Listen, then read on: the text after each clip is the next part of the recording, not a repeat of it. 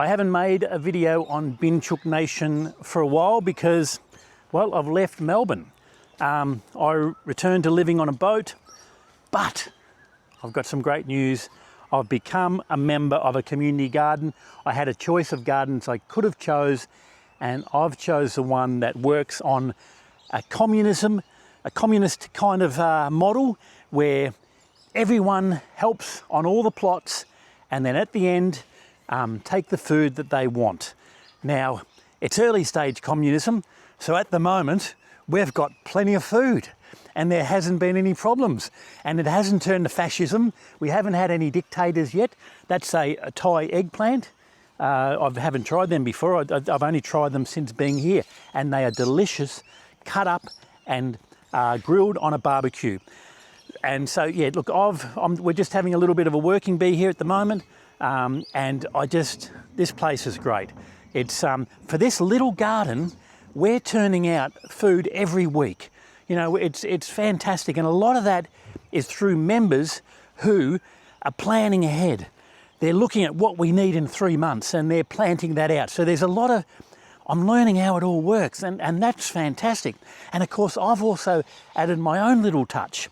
They didn't have a lot of chillies here. There's a lot of older members. So I've introduced, some would say, too many chillies, but that's all right because, you know, when you've got cherry tomatoes coming on and spring onions, it's good to have, and coriander, it's good to have a salsa. Here, you can see here, we've got, this is a next batch of tomatoes coming on. We've had success with corn. Apparently they haven't had success with corn before. And one of the tricks they've been doing is putting plastic over the corn so we don't get rodents eating it. Yeah, look, it's great. And I'm just going to show you one other part. So these are all the beds. This is where we sit and have a cup of tea after we've finished for the day. Our work shed. This is where I've sort of been keeping active in planting seedlings. There wasn't anyone really doing the seedlings.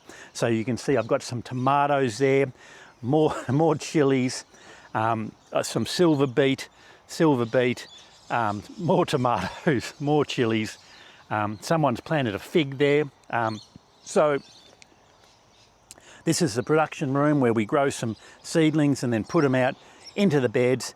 And here we've got our compost heap, and Artie's right into the compost, so he's into that at the moment. He loves the compost.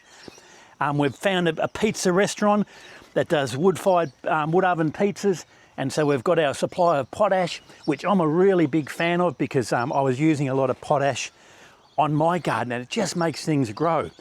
And when you research a lot of South American cultures that were in the rainforest, they were using a lot of potash to grow their food. So they were making their own soil. I can't remember the name of it. But this place is fantastic, and with the way the world's going, being able to grow your own food and have it local and know where it comes from, know it's organic, seasonal, it's just fantastic. And I understand that this could be if the shit hits the fan and the zombie masses are released, or realise there's, you know, no one's coming to save them, this place could change a lot. So I'm making this video. I'm not telling you where it is. I mean, we've even got our citrus trees here. We have flowers to bring the bees in. I mean, this is a well-planned, well-organised production house of veggies. Most of the members are older members, and it's fantastic. It's something I really enjoy, and I wanted to capture it just to show you. I might make some more videos if I get time, if I get access. When we have our working bees, we're very busy. We go on a Sunday, and usually it's non-stop. So you can walk around here, cherry tomato,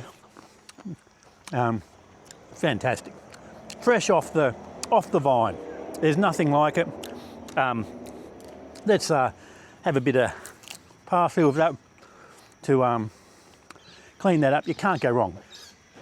I hope you enjoyed that video. The secret community garden that I'm a member of. It's fantastic.